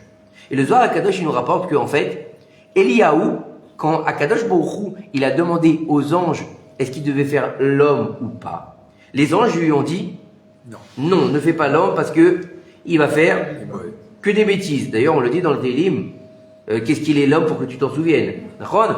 Et un des anges qui a été pour, c'était Eliaou. Il a été un ange, il va devenir un homme et il redeviendra un ange. Il deviendra l'ange qui est préposé à la Brit Mila. Et il a pris l'apparence de Charbona, donc un des ministres du roi. On va appeler ministre au lieu de nuque, hein, je préfère, c'est plus joli. Ouais. D'accord? Et il lui dit, il y a une potence dans la maison de Haman. Écoutez bien, elle provient du temple, cette potence. Le bois de cette potence, il provient du temple. Elle revient. Non, mais il avait coupé. Elle provient du temple de Yerushalayim. N'oublie pas où est-ce qu'on est. L'histoire de Purim, ça se passe entre le premier temple et le deuxième temple. Donc, le pillage du temple par Nebuchadnezzar. Donc, ils ont tout piqué là-bas. Les ustensiles, et ils ont piqué aussi le bois. D'accord? Il nous dit ici, c'est un bois qui provient du temple, dont la hauteur est de 50 coudées. Comme il est écrit là-bas, et on fit le portique conduisant en colonne d'une longueur de 50 coudées. C'est marqué où dans Malachim? Donc les bois des portiques, ils étaient de 50 coudées. Et donc le roi, il a dit maintenant, on va y pendre Haman sur cette potence. Très bien. Le bois de Chittim, hein, rien à voir. Hein. Là, il parle pas du bois de Chittim. Il dit que c'est le bois de Chittim, c'est dans le Mishkan. Oui. D'accord? Après, est-ce que dans le Beth Amikdash, ils ont étudié de bois de Chittim? Je pourrais pas te répondre. Je sais pas. D'accord? Je sais pas. Donc, je peux pas te dire. Il nous dit ici dans la Gaot Maimoni. D'accord? Il est écrit que c'est la raison pour laquelle il y a marqué dans le Talmud de Yerushalmi. D'accord? Que nous devons dire Charbona Zachor Letov à la fin de la Megillah, qui est une allusion à Eliyahu Hanavi qui a pris l'apparence du ministre Charbona, car il est appelé lui-même Zachor Letov. D'accord? C'est-à-dire qu'il n'est pas seulement appelé Eliyahu, il est appelé Zachor Letov. C'est-à-dire que son souvenir, il est toujours bon à Eliyahu. N'oubliez pas une chose, c'est que quand même, Eliyahu Hanavi, il a quand même accusé le peuple d'Israël. C'est pour ça qu'il est devenu le préposé à la Brit Mila. Il a dit à Dieu, mais tes enfants sont des rebelles. Ils ne font plus la Brit Mila. Il lui a dit, ils ont bafoué ton alliance. Et Dieu lui a dit, sur ta vie, tu vas être présent à toutes les Brit Milot pour voir qu'ils n'ont jamais oublié la Brit Mila. Et c'est pour ça qu'on te dit toujours avant une Brit Mila, Zé Akise chez Eliyahu Hanavi. Toujours. Bah si tu savais pas, c'est bien, c'est que Voilà. j'ai fait mon travail. Bon après si vous savez tout, j'ai plus hein. Bon. Alors il nous dit, maintenant le Rav il pose la question, comment est-ce que le nom d'Eliyahu Hanavi il est contenu dans celui de Charbona? Est-ce qu'il y a une allusion là ou pas? Alors, et maintenant il va nous dire quelle raison le nom de Charbona. Donc bien sûr on parle en hébreu, on parle pas en français. Hein. Chet, Resh, Bet, Vav, Nun, He. Est écrit avec la lettre He, tandis qu'au début de la Megillah, il est écrit Charbona avec la lettre Aleph. C'est important. Je suis sûr que vous n'avez jamais fait attention, et moi non plus d'ailleurs. Pourtant je les écris, mais... Donc ça veut dire que, écoutez bien ce qu'il nous dit ici, début de Megillah, Charbona, il est écrit avec une lettre Aleph à la fin. Et à la fin de la Megillah, il est écrit avec la lettre He à la fin. Donc c'est deux lettres qui sont différentes. Donc c'est-à-dire qu'on a deux orthographes sur un même nom et sur un même personnage. C'est bizarre. Oui ou non? Quand tu écris Shlomo, tu écris Shlomo, tu n'écris pas Shlomo une fois, hein, à moins qu'il y ait marqué quelque chose et qu'on doit nous apprendre quelque chose, on est d'accord. Mais en général, Shmuel, ça s'écrit toujours Shin, Mem, Vav, Aleph, Lamed. Shlomo, ça s'écrit Shin, Lamed. Il y a Vav ou il n'y a pas de Vav? Non, pas de Vav. Et même He. Donc, c'est toujours la même chose, je veux dire, il n'y a pas de changement en général. Des fois, ça arrive, Yaakov avec un Vav, Yaakov sans Vav. Ça arrive. Mais c'est pour nous apprendre quelque chose. Voilà, qu'est-ce qu'il va nous dire ici? Il va nous dire que dans la paracha de Bechukotai, d'accord, il y a marqué Vezacharti et beriti Yaakov. Je me souviendrai de mon alliance avec Yaakov. Ah bah tiens, tu vois, je ne l'ai pas lu. Hein. Mais je ne l'ai pas lu. Hein. Je vous assure que je n'ai pas lu le Mamar aujourd'hui. Il nous dit ici, Rashi va nous expliquer que il y a 5 endroits dans l'écriture où le nom de Yaakov est écrit avec la lettre Vav. Yaakov, c'est Yud Akev, donc il n'y a pas de Vav. D'accord? Yud Akev, c'est le Yud qui a pris le talon. Hein? Et tandis que le nom de Eliyahu, il est écrit sans la lettre Vav. D'accord? Elia. En effet, Yaakov a pris une lettre du nom d'Eliyahu en garantie pour qu'il vienne et annonce la Géoula Shelema à qui? Bah, au Béné, Israël, qui sont les enfants de Yaakov, qui est le Bechir Avot. Donc là, on est déjà dans quelque chose de messianique. Oui ou non? Quel rapport avec Charbona? J'en sais rien. Alors maintenant, pourquoi est-ce qu'à 5 reprises, il a pris un Vav à Eliyahu? Pourquoi pas une fois? Et pourquoi il a besoin de 5 pour une garantie future? Alors vous allez me dire, il était peut-être tunisien, Yaakov. Hein, c'est ça? Je pense pas, hein. Parce qu'il habitait ou à Beersheba ou à Haran. D'accord? Donc c'était pas du tout un Tunisien. Grâce à Dieu. Pour une fois. Allez, alors écoutez bien ce qu'il nous dit ici. Vayomer ki yad al kessia milchemat la Hashem be'amalek. Aïe, aïe, aïe, aïe, aïe. On rentre dans le Inyan de ce qu'on va lire Shabbat, si Dieu veut, la paracha de Zachor. La paracha de Zachor, on va lire le souvenir qu'il faut effacer Amalek. C'est pas seulement souviens-toi, c'est-à-dire que c'est une mitzvah d'aller lire cette paracha. À tel point qu'on va te dire la paracha de Zachor, c'est mitzvah d'Oraïta. C'est pas simplement tu peux ou tu peux pas. Non, c'est l'obligation d'aller l'écouter. Et il faut savoir que dans la paracha de Zachor, tu dois prendre le Sefer Torah le plus méoudar de la synagogue pour la lire. C'est-à-dire que même si tu as un Sefer Torah et qu'il est très bien, tu dois prendre le plus beau Sefer Torah de la synagogue, la plus belle écriture. C'est comme ça, c'est paracha de Zachor. On a ce qu'il faut grâce à Dieu. Vous inquiétez pas. Et là, ça veut quoi? Vayomer ki yad kelsia, car il y a une main sur le trône de l'Éternel, d'accord, sur Hachem. Hachem fait la guerre contre Amalek. Bon, très bien. On sait que Hachem il fait la guerre. On l'a appelé Hachem Ish Milchama dans la traversée de la mer, quand ils ont fait Shiratayam, d'accord, dans la en France. Adesha Moshe dans Béchalach, là-bas on dit que Dieu il est Ish Milchama, un homme de guerre, d'accord? Et on voit que juste après, Amalek il va attaquer le peuple d'Israël. Très bien. Rachid va nous dire que Kadosh Baruch Hu, il a fait un serment, que ce nom ne serait pas complet et que son trône ne serait pas entier tant que le nom de Amalek ne sera pas effacé de la surface de la terre. Vous imaginez, Dieu il fait un serment. Je peux même pas faire en sorte que mon nom il soit complet. Donc le nom de Dieu, quand on parle du nom de Dieu, on parle toujours du Yod-Ké, Vav-Ké. D'accord? Prenez bien ça en tête, c'est très important. C'est très important. Des noms de Dieu, il y en a beaucoup. D'accord? Il y en a beaucoup où on doit dire les Shem du Chat, Shem Hashem. D'accord? Elokechem, Eloké, Shakai, tout ça c'est des noms de Dieu. Tsevakot, c'est des noms de Dieu. D'accord? Ado, plus loin, Naï, c'est des noms de Dieu. Mais le seul, l'unique, le plus grand, le plus haut niveau, celui qui est imprononçable même pendant la tfila, c'est le Shem Yudke Vavke. D'accord? Le Shem Havaya, on appelle ça en hébreu. D'accord? Donc on va dire le Shem Havaya. C'est bon pour tout le monde le Shem Havaya? Donc c'est le nom de Dieu. En français, ça s'appelle le tétragramme. J'ai jamais compris. On prononcera à la fin des temps. Hein? On prononcera à la fin des temps. J'avais entendu que oui, qu'on pourra le prononcer après la venue du Mashiach. Parce qu'on n'aura plus cette barrière entre nous et Dieu. Comment? Comme il dit mon rave, hein, qui vivra verra. D'accord? D'accord, nous trouvons une allusion là-bas et qu'on arrive déjà là-bas et qu'on ait le mérite de voir la venue du Mashiach. Amen. Quoi? Enrico Macias. Il n'est pas très loin. Hein? Le nom d'Hachem en 70 lettres qui était écrit. 72. C'est pas celui-là le plus important. Le 72? Le 72. Non, alors les 72, c'est des combinaisons qui sont cachées dans la parashat Béchalach.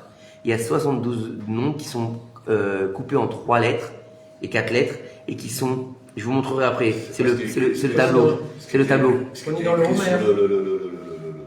Non, ça c'est encore autre chose. C'est ça que je parle. Oui, non, ça c'est, en fait, ce que tu dis, c'est les différentes combinaisons du nom de Dieu du Yud Kevavke. Parce qu'il n'y a pas que Yud Kevavke. Il y a Yud Kevavke, il y a He Vav Yud E, il y a, chaque mois, il y a une autre combinaison. Chaque mois, il y a une autre combinaison. D'accord? Mais c'est toujours là-bas, c'est Yud Kevavke. C'est pas dans un Abaco. Le seul, Le Homer. c'est d'autres choses encore.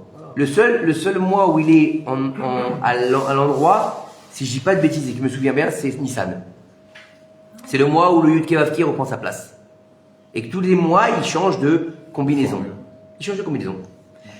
C'est très compliqué. Pour apprendre les noms de Dieu, c'est pas facile. On peut pas les apprendre comme ça. Si ça vous intéresse d'apprendre les combinaisons par rapport au nom de Dieu et par rapport à leur incidence, il y a le Rav Yoel qui donne des cours très bien. Je vous enverrai les liens si ça vous dit. Mais c'est des choses qu'il faut garder pour soi parce que c'est du haut niveau. D'accord? Et si vous voyez que vous accrochez pas, passez votre tour parce que franchement, c'est pas facile. D'accord? On continue. Ça c'est sûr. Alors, il nous dit ici, on va trouver une allusion à notre sujet dans le mot Géoula. Géoula, il est composé des mêmes lettres que Goël, Vav et. Nous, on a dit qu'on a que pour l'instant Yud. On a que le Yud et. Qu'est-ce Ya? Ok, donc il nous manque le Vav et. Vous êtes d'accord? On n'a que la moitié du nom de Dieu. Donc dans Géoula, c'est Goël, Vav et. Délivre le Vav et. Vous êtes d'accord avec moi? Si on a le Yud Kef qu'il nous faut le Vav et, il faut délivrer le Vav et. Vous êtes d'accord avec moi? Ok. C'est dans le mot Géoula. C'est-à-dire que dans l'avenir, Akadosh Baruch Hu, il va délivrer ces deux lettres-là. Le Vav et le E. Qui se trouvent où? En Galoute. En exil. Oui, l'exil n'est pas terminé. On vit en Israël, Nachon, mais on est encore en Galoute. C'est pour cette raison que Yaakov, il a saisi précisément 5 fois la lettre Vav. 5, Gematria, He. La lettre E, c'est 5.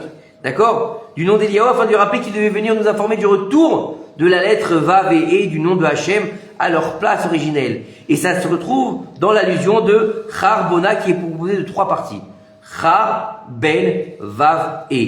Écoutez bien ce qu'il nous dit ici. Char, Chet et Resh. Donc c'est le début du nom de Charbona. 208.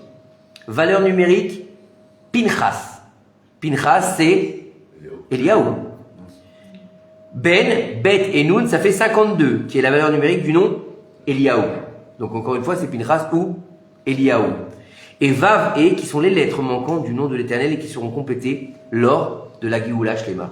Ça veut dire que Pinchas ou Eliaou, il doit nous annoncer la Géoula, parce que la Géoula, c'est pas simplement nous, c'est la Géoula du nom de Dieu.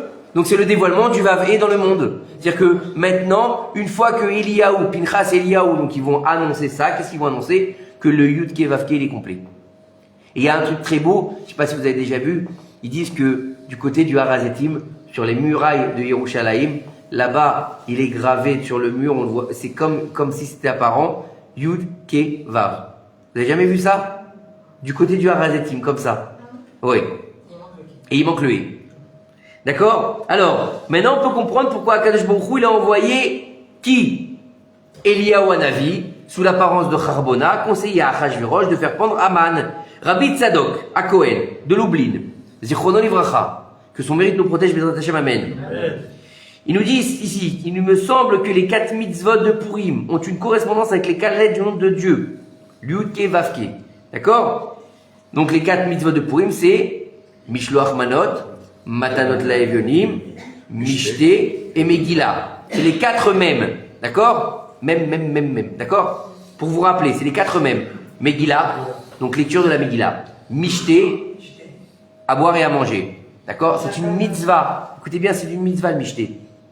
Matanot Laevionim, alors Matanot Laevionim, c'est quoi? On doit faire des cadeaux aux pauvres. Donc on te dit minimum c'est 2 pauvres, tu dois leur donner l'équivalent d'un repas. D'accord? Donc un repas aujourd'hui, 20 shekels à peu près, tu vas donner 40 shekels à des pauvres.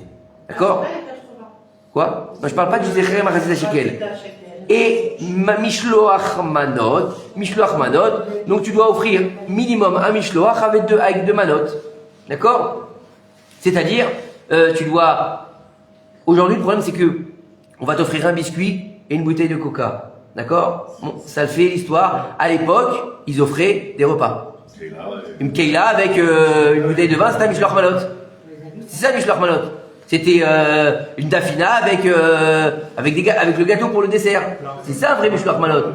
Alors pour les endeuillés, là il y a une marloquette, au courant ou pas? Il y en a qui disent qu'il ne faut pas donner ou pas recevoir. Et au niveau de l'effet Sfaradim, on peut recevoir, on peut donner, mais on ne va pas aller à Arbot. On ne va pas faire beaucoup. Juste histoire de sortir des Yatsa et des Chova. Ah, ok. On dit aussi que le Mishloach Manot, tu dois le donner à quelqu'un avec qui tu t'es embrouillé. Oui, normalement, puisque c'est fait pour rapprocher les cœurs. Ah oui. Et les Mishloach Manot, les hommes donnent aux hommes et les femmes donnent aux femmes. Faut le savoir, hein, ça. Hein. C'est comme ça. Oui. Et il y a une mitzvah de donner à son rave aussi. On continue ou pas? Ah oui. On continue ou pas? Qu'est-ce qu'il y a? Oui. Je prends les chèques, les espèces, les chèques cadeaux. Non, en fait, si tu veux, le but du Mishloach Manot, c'est une bonne question, Monette. Le but du Mishloach Manot, c'est quoi? C'est de rapprocher les cœurs. Le but de Purim, c'est de rapprocher les cœurs. C'est d'ouvrir sa main, en fait. C'est-à-dire que tu vas tendre ta main aux indigents et ton pas d'oseille, bah tu leur donnes, tiens, aujourd'hui, c'est pas grave, allez, c'est Purim, je te donne l'oseille, va te faire, toi aussi, un repas de fête. Parce qu'un pauvre, aujourd'hui, c'est pas comme avant. Mais à l'époque, ils avaient rien, je veux dire. Ils étaient sur les étals du marché, ils récupéraient les fruits pourris. Quand ils avaient une pièce, ils pouvaient s'acheter un repas digne. Aujourd'hui, tu vas lui donner 10 balles, il va te regarder, il va te les jeter à la figure. Tu comprends, on n'est pas dans le même inyan. Alors il te dit ici, donc il dit Rabbi Tzadok à Cohen, de Lublin. Donc on a dit les 4 mitzvot de Purim ont une correspondance avec les 4 lettres du nom divin. Vous êtes avec moi? Yud, Ke, Vav, Ke. Donc c'est pas un Ke, hein, c'est un E, mais on ne peut pas le dire. Que béni soit son nom. Car la guerre contre Amalek, elle se perpétue de génération en génération. Non, stop. Merci. Et la victoire, elle dépend de quoi? Écoutez bien, c'est énorme ce qu'on est en train de lire ce soir. La victoire sur Amalek, donc la Géoula Shlema, elle dépend de réalisation de ces 4 mitzvot de Purim. C'est écrit ici. Hein. Pourquoi? Attends, je t'ai dit que je ne l'ai pas lu, je ne peux pas te le lire. Pourquoi? Moi aussi. C'est par l'intermédiaire de ces mitzvot que la délivrance se rapproche. Je t'expliquerai après. À chaque génération, le Hari Akadosh, c'est pas le propos. Il y a Zecher le Machatzit, il y a 2 mitzvot. Il y a 2 mitzvot. Zecher le Machatzit Shekel, c'est 80 shekels cette année parce que le cours de l'argent a augmenté. D'accord? C'est un souvenir. C'est en souvenir du Machatzit Shekel qu'on donne à l'époque pour acheter les sacrifices publics. Voilà. Zecher le Machatzit Shekel, on peut le recevoir à la synagogue. Matanot Laevionim, on ne le reçoit pas. C'est cadeau aux pauvres. Tzedaka, vous donnez à un vrai ergoun qui va donner comme des choses qui reversent l'argent le jour de Purim. Et c'est 40 shekels. Chacun fait en fonction de ce qu'il a. Tu veux donner plus, donne plus, tu comprends? Minimum, c'est 40 Non, shekels. voilà. Au moins. Mais au départ, vous avez dit 80 shekels minimum. Non, je parle pas de ça. Je vais expliquer Shabbat en plus. Hein. J'ai repris la parole. J'expliquerai après, Daniel. J'expliquerai après. J'ai expliqué après.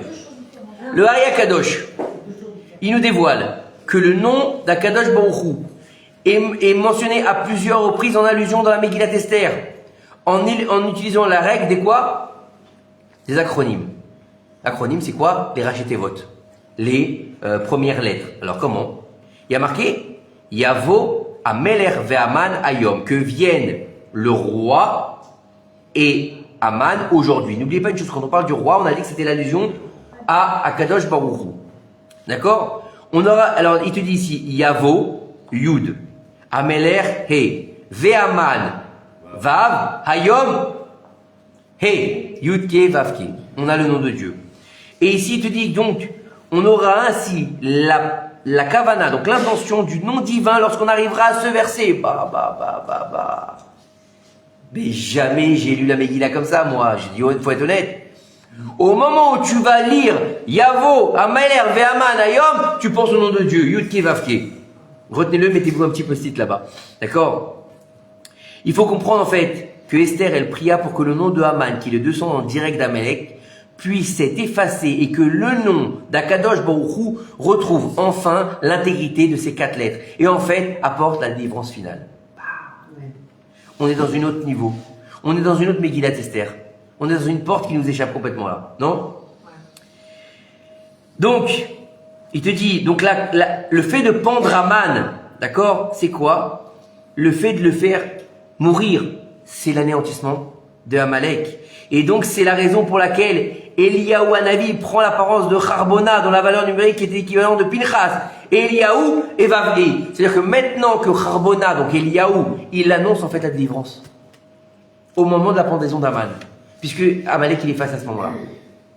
Vous avez compris? Donc, ça veut dire que c'est très grave ce qui s'est passé. Ça veut dire que si on était rentré en Israël, c'était la Géoula Shema. Oui ou non?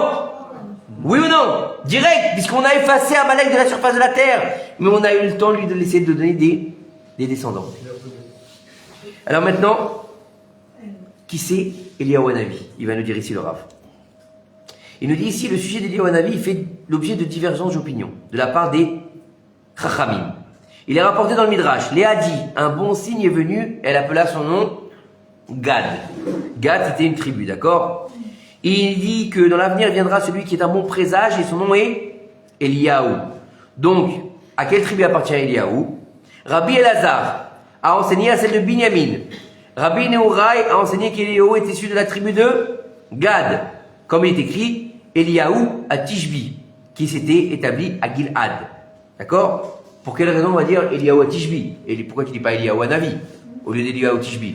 Et en fait, parce que les frontières, c'était toute la ville du Gilad par rapport à Gad, justement. D'accord? Et on nous dit ici que Eliyahu Hanavi lui-même est apparu aux sages pour leur dévoiler de quelle tribu il était issu.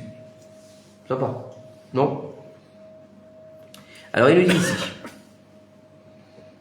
Il leur dit, certains disaient qu'il venait de Gad, d'autres disaient qu'il venait de Binyamin. Eliyahu Hanavi est apparu devant eux, il leur a dit, mes maîtres, pour quelle raison êtes-vous en désaccord à mon sujet? Je suis descendant de Rachel, Imenu. Il se trouve donc que Eliyahu a témoigné sur lui-même qu'il n'est pas descendant de Gad, puisque Gad est descendant de Léa. De Léa. On parle des mères, là, on parle des mères. Non, Gad c'est le fils de la servante, il me semble, non? De le fils de la servante. Donc de Zilpa. Mais Zilpa, elle appartient à Léa, donc il appartient à Léa. Donc si Eliyahu lui-même, il a dit qu'il appartenait à Rachel, donc il est descendant de Binyamin. On aurait pu dire aussi de Yosef. Mais comme les désaccords c'est entre Binyamin et Gad, donc à Binyamin. Écoutez bien, c'est énorme ce qu'on est en train de dire, j'en ai des frissons, je vous assure. Attends, le Pitras, il est Lévi. Ben oui. Attends, je sais pas, je suis comme toi, Daniel. Non, mais vous savez pourquoi j'ai les frissons? Parce que justement, Mordechai, il est de la tribu de Binyamin. Donc ça se recoupe avec la Megillah. Je vous dis, tout ça c'est bizarre. Je peux pas vous dire ce qui va se passer parce que je l'ai pas lu. Alors, maintenant il rapporte dans un autre midrash. Donc on a dit, Eliaou il a apparu aux sages, il a dit je suis descendant de Rachel, donc de la tribu de Binyamin. Super, jusque là ça va bien. Et Reftov, on a du monde là. Il nous dit ici dans un autre midrash, il y a le coup de Shimoni. Qu'est-ce qu'il y a, t'as demandé à ChatGPT? Il aime ce ChatGPT, hein. Il y a le coup de... Ah, mais je dis des bêtises, hein. Je suis en train de lire, hein. Je n'invente pas. Hein. L'autre, tu crois que j'ai inventé? T'as cru que j'avais quoi, un livre d'images devant moi? Non, en fait, j'ai une BD devant moi, je vous raconte des bêtises depuis tout à l'heure. Écoutez bien ce qu'il nous dit ici. Il y a le coup de Shimoni. Yacout Shimoni, c'est un des midrash les plus complets et les plus importants dans le monde juif. Le Yacout Shimoni, il est énorme. C'est du miel. Franchement, ceux qui savent lire le Yacout Shimoni, c'est vraiment très intéressant. Une fois, les Chachamim, ils étaient installés dans la maison d'études. Et ils ont demandé de quelle tribu est Eliaou. Certains disaient qu'il était un descendant de Léa, d'autres disaient qu'il était issu de la tribu de Gad, et certains disaient qu'il était un descendant de Rachel. Alors qu'ils s'affairaient pour éclairer le sujet, Eliaou s'est présenté devant eux et leur dit: pour quelle raison vous mettez-vous en difficulté? Je suis un descendant de Léa. Attends. Alors là, on est embêté là. Donc on a dit d'un côté le Midrash, il nous dit Eliaou il est descendant de Rachel. De l'autre côté le Yacout Shimoni, un des plus grands Midrash, d'accord? Il nous dit qu'il est descendant de Léa. Il nous dit Yacout Shimoni sauf Parashat Nitzavim. C'est Yacout Shimoni. Je vous dis, c'est pas du petit niveau. Hein. C'est pas un rabbin de quartier qui s'est levé un matin en disant j'ai vu Dieu cette nuit. On n'est pas là-dedans. Hein. D'accord? Ou je suis Mashiach. Non plus. Vous vous rappelez pas il y a quelques années à Ashdod? Hein? Elle avait dû fumer, je sais pas quoi ce soir-là. De la très bonne. Alors écoutez, on s'en fout c'était qui. Alors, attends. Il est reporté dans Tana DB Eliaou Rabba. Un autre différent a lieu avec les Chachamim. À propos de qui? Eliyahu Hanavi. Ils lui ont demandé à qui? À Eliaou lui-même. Donc déjà, il devait avoir un sacré niveau quand même, ces Chachamim là, pour voir Eliyahu Hanavi. Hein. Vous savez, je me rappelle, j'avais lu une histoire, il disait qu'il y a des rabbinim qui voulaient absolument voir Eliyahu Hanavi. Et pour le voir, il fallait jeûner 40 jours, il fallait pas dormir, et il arrivait qu'à une certaine période, et si tu n'étais pas, tu le voyais pas, un truc de fou, et qu'ils avaient jeûné ces deux sages-là, et le dernier, il était allé se coucher, et il y a un mendiant qui avait tapé à la porte alors que c'était une nuit d'orage, et l'autre, il l'a jeté le mendiant alors que c'était Eliyahu Hanavi. Il apparaît jamais comme beau gosse, bien rasé, prophète. Vous savez, il n'a pas l'étiquette là. Eliyahu, prophète de Dieu. Ça pourrait être pas mal ça, hein. Le pins, ouais. Eliaou, prophète de Dieu. C'est un peu tendancieux, ça, on aurait... Bon, c'est dangereux, moi je pense. On va pas mélanger les religions. Bon, attendez. Ils lui ont demandé, Daniel, écoute bien ce qu'ils lui ont demandé. N'es-tu pas Cohen? Mais pourquoi il n'est pas Cohen, Eliaou? Ben, n'as-tu pas dit à cette femme veuve? Alors écoutez bien. N'as-tu pas dit à cette femme veuve, seulement tu en feras un petit gâteau. Tu demandes à cette femme qu'elle fasse le prélèvement de la challah pour toi car tu es Cohen. Il a dit avec cette challah, tu vas me faire un gâteau. Qui c'est qui a le droit de manger la challah? Le Cohen. Donc s'il peut manger la challah, c'est qu'il est Cohen. Attendez, c'est pas fini. D'accord? Il nous dit dans le Talmud, Rabba Bar Aboua rencontra Eliyahu Hanavi qui traversait un cimetière de non-juifs. Il lui a dit, mon maître, n'est-il pas un Cohen? Un Cohen, il n'a pas le droit de rentrer dans un cimetière. Comment se fait-il que mon maître se retrouve dans un cimetière? Attends, 2 secondes, je suis comme toi. Et Eliyahu Hanavi lui a dit, n'as-tu pas appris que ce que Rabbi Shimon Bar Yochai il a dit dans le Seder Taharot que les tombes des non-juifs ne rendent pas impurs? Ah, il lui a pas dit je suis pas Cohen. Écoutez bien les réponses. Il lui a pas dit je suis pas Cohen. Il lui a dit les tombes des non-juifs elles ne rendent pas impures. On est encore dans un niveau. On a Rachel, on a Léa, on a Cohen. Un peu compliqué qui c'est Eliyahu Hanavi. Hein. Il se trouve. Heureusement que vous n'avez pas donné une deuxième Alizette parce que là j'aurais pas compris qui c'était. On a 3 opinions différentes. Tu l'aurais découvert. Hein? Ouais. Ou alors, ouais, directement, je t'aurais fait un. Ah, je vais te comprendre. C'est arrivé, des fois, j'ai suivi. Mais bon, il y avait, on était chargé en Alizette et c'était de la prophétie là. Il y a des fois, on a eu des coups comme ça. C'était violent, hein, mais bon. Alors écoute, vous voulez me tuer, hein, c'est pas possible. Mais non, on va pas te tuer. Alors, on a 3 opinions. 3 opinions, écoutez bien. 3 opinions. Mais lui en perfusion. Confusion. Il va nous dévoiler là ce soir. Trois opinions qui se contredisent les unes aux autres. Premièrement, Eliyahu, il est issu de quelle tribu? Tribu de Gad. Deuxièmement, il est issu de la tribu de Binyamin. Troisièmement, il est Pinchas, le Cohen de la tribu de Lévi. Attendez.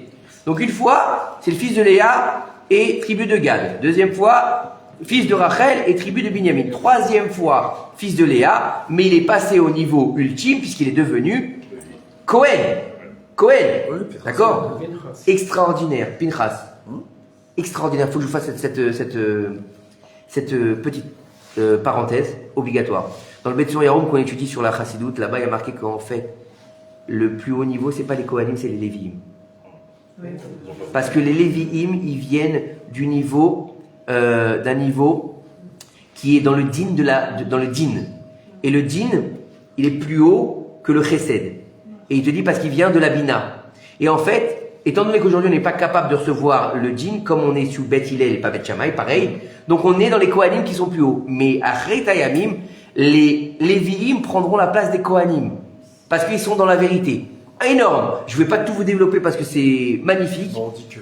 Et c'est les Chaim, c'est... On dit que Korach, il devait devenir Lévi Gadol. Exactement. Il devait être le Lévi Gadol, exactement. Il devait y avoir un... Comme Cohen Gadol, il devait y avoir un Lévi Gadol. Mais ils ont loupé le coche encore une fois. Malheureusement, à chaque fois, on appelle ça Bah, des actes manqués. Tu connais pas la chanson? oui. Voilà. Ouais, Voilà. On continue. je crois qu'on était passé à un niveau supérieur. Ouais, mais c'est pas grave. Non, pas avec lui. Pas avec lui. Kodesh Kodashim. La deuxième anisette de Eliyahu Hanavi, il est passé à Goldman. Quoi? Il est juif, dis-moi non? Il est pas juif. il est Ouais. toujours. Il est juif, non? Pinchas, c'était Lévi. Pinchas c'était Lévi, mais il est devenu Cohen. Il est devenu Cohen dans la paracha de Pinchas. Mais là, tu parles finalement. C'était le... Non, c'était son petit-fils. Oui, petit-fils. C'était son petit-fils, oui. Il s'est jamais marié. Qui ça? Une trace. Ah bon, t'as vu ça où? Je sais pas, je suppose. J'étais marié. Personne n'a dit ça. On n'a pas été Je sais pas. J'ai pas été invité au mariage. Invité, Moi mais aussi, c'est je tout. voudrais poser une Pourquoi il question. était pas marié? Je sais pas, j'ai pas vu ça. Moi aussi, je voudrais poser une Oui. question. Quelle différence il y a entre le Cohen, le premier-né, et le Cohen? Ouais, le premier né. C'est quoi le premier-né, Cohen, Le Cohen? premier-né, c'est un Cohen. Non. Puisqu'on fait du rachat. Non, c'est le rachat du premier-né par le Cohen. C'est comme les prémices, Ah, tu lui donnes, mais c'est un Cohen alors. Non, à un Cohen tu le donnes. Mais un Cohen il fait pas le rachat du premier-né. Comme les premiers fruits d'un arbre. On continue? Ribono Shel Olam, on est en train de devenir fou là, excusez-moi. C'est pas la nisette, mais on a... Ça m'a intrigué. Non mais c'est bien ce que tu dis, c'est pas toi ce que je dis. Mais on a trois déodes qui sont complètement différentes. Alors comment est-ce qu'on peut concilier tout ça? On fait quoi? On va rester sur une histoire, bon bah un il dit comme ça, un il dit comme ça. La facilité on va dire, Divrei Elohim Chaim. Ce sont des paroles de Dieu. Attends, ça c'est la question qui me posera. Oui, peut-être. réflexion. Puisque tu as dit au début qu'Eliyahu c'était un ange, c'est devenu un homme, ça appartient à un ange. Si c'est un ange, la Neshama est descendant un homme ou un autre. Mais là, on n'est pas dans le même niveau, parce qu'on a dit que Eliyahu, il est d'une tribu. On laisse ce que j'ai dit avant. Là, on est dans le texte du Rav. Donc, on n'est plus dans la même lignane. Moi, j'ai dit ce que j'avais appris. Tu comprends? Il y a deux choses. Je rapporte des choses que j'ai appris, et je rapporte des choses que je suis en train de découvrir et lire avec vous. Donc, c'est deux niveaux. On peut comprendre ce niveau-là, comme on peut comprendre ce niveau-là. Pourquoi est-ce qu'il y a ces trois niveaux? On va vérifier. Il nous reste plus beaucoup à finir Bezrat Hashem. On va y aller. Il nous dit ici. Donc le seul à avoir tranché au sujet de ces enseignements, c'est qui? Le Ari Akadosh. Donc déjà on est au niveau, au niveau la Kabbalah. Maître de tous les Mekoubalim, de contemporains, on va dire, d'accord? Puisque le Ari Akadosh, ça a été vraiment la révolution. Il va nous dire que la Neshama d'Eliyahu, alors il nous dévoile des paroles extraordinaires à propos de la Neshama d'Eliyahu Hanavi. Et qui d'autre que le Harizal pouvait éclaircir ce sujet, puisque lui-même a eu le mérite d'apprendre la sagesse de la Kabbalah de la bouche d'Eliyahu Hanavi. Donc là, c'était son maître. C'était son maître. Donc il a étudié avec Eliyahu Hanavi. Donc peut-être qu'il lui a donné la réponse. Et il nous dit, C'est énervant. Je suis de... Ces paroles-ci et ces paroles-là. Écoute bien ce qu'il dit Daniel, je l'avais pas lu. Hein. Écoute bien ce qu'il nous dit ici. Ces paroles-ci et ces paroles-là sont les paroles du Dieu vivant. Zé, Vézé, Ivré, Elohim, Chaim. C'est exactement ce que j'ai dit juste avant. Waouh. Eliaou est bel et bien issu de la tribu de Gad, de la tribu de Benjamin. Il est également un Cohen issu de la tribu de Lévi. Mais qu'est-ce que c'est que ça? C'est pas possible. Attends. C'est quoi l'histoire? C'est 3 papas, 3 mamans. C'est un peu bizarre cette histoire, non? Ouais, je vous vois avec vos yeux là, c'est un peu tendancieux. C'est un peu tendancieux quand même. Si c'était un ange, ça n'est Attends. pouvait venir Eh, c'est- de plusieurs parcelles. Mais attendez, Tu dors pas cette fille. mais c'est violent ce qu'on est en train d'étudier ce soir. Attendez. Mais c'est pas fini. Alors la question qui pose le Rav, comment est-ce qu'Eliaou Hanavi peut provenir de 3 tribus différentes? C'est pas possible. Ari Kadosh, il s'est posé sur ce sujet et il va dire, ici il va proposer un résumé de ses enseignements. Il va rapporter un passage de la Gemara du Talmud qui compare la grandeur de l'ange Michaël à celle de l'ange Gabriel. Il nous dit que lorsque l'ange Michaël doit accomplir une mission, il le fait en un vol. Il n'a pas piqué quoi que ce soit, on a parlé de vol d'aile, d'accord? Tandis que l'ange Gabriel le réalise en 2 vols. Et Eliaou en 4 vols, et Reftov. Donc Michaël en 1 vol, Gabriel en 2 vols, Eliaou en 4 vols. Donc déjà on est au niveau angélique. Non, déjà on est au niveau angélique. Michaël et Gabriel sont des anges. Ouais, bien sûr. D'accord? Donc là il te met Eliaou au même niveau que Michaël et Gabriel. Je sais pas combien de temps ça fait qu'on est sur le cours, mais je suis désolé, je peux pas arrêter. Hein. Ça va, tout va bien? Alors, T'avais dit Raphaël. hein? Non. Non, j'ai pas parlé de Raphaël. Et c'est moi qui bois, hein, pourtant. Raphaël et Gabriel. Non, j'ai parlé de Michaël, Gabriel et Eliaou. Écoutez-moi. Vous voulez que je prenne un micro?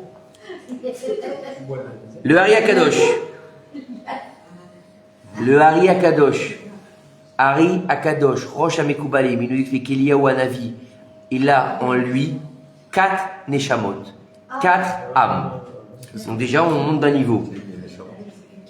La première Neshama, c'est celle de Pinchas, qui est la principale, et qui est une combinaison du Nefesh. Vous vous asseyez ou pas? C'est une combinaison de l'âme de Yosef Hatzadik et de Yitro. D'accord? L'âme de Pinchas, c'est une combinaison de Yitro et de Yosef. Après l'acte qu'il va faire Pinchas contre Zimri Ben Salou et Cosbi Batsour. D'accord? Au moment où il va aller tuer les pécheurs, d'accord? Il va être un zélé pour Hachem. À ce moment-là, il va mourir, nous dit le Zohar Kadosh. Au moment où il va pour les tuer, il meurt de peur. Vous connaissez l'expression meurt de peur? C'est de là-bas. Pinchas, mais vous imaginez, il y a 24 000 mecs devant lui. Il doit aller tuer un type qui est en train de fauter avec une femme. Il arrive avec une lance. Vous croyez qu'ils vont le laisser passer? Il meurt de peur. Sa Neshama, elle s'envole, elle va être récupérée, comme ça dit le Zohar Kadosh, elle va être récupérée par 2 Neshamot, qui s'appellent Nadav et Avihu. Les fils d'Aaron à Cohen qui sont morts en apportant un feu étranger dans le Kodesh HaKodashim. Tous 2, c'est pas fini. Tous 2 sont considérés comme une seule Neshama.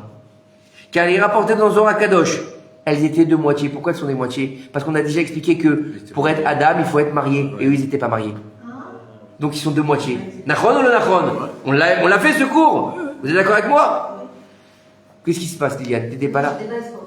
T'as qu'à venir plus souvent. Il y a le replay sur YouTube. Donc, il te dit ici, grâce à son acte héroïque, l'Écriture le considère comme le fils d'Aaron le Cohen. C'est pas qu'il est comme le petit-fils. Par son acte qu'il a fait de tuer Zimri Ben Salou et Cosbi Batsour, il est considéré comme le fils d'Aaron. Pourquoi? Parce que maintenant, il a en lui les Neshamot de Nadav et Avihu, les enfants d'Aaron à Cohen. D'accord? Les fils d'Aaron. Ils ont pénétré son corps.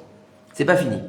Le Hari Akadosh, il va expliquer le sens de la réparation de ces âmes. Ils doivent passer par Pinchas. Vous êtes d'accord? Pinchas, on parle de Pinchas pour le moment.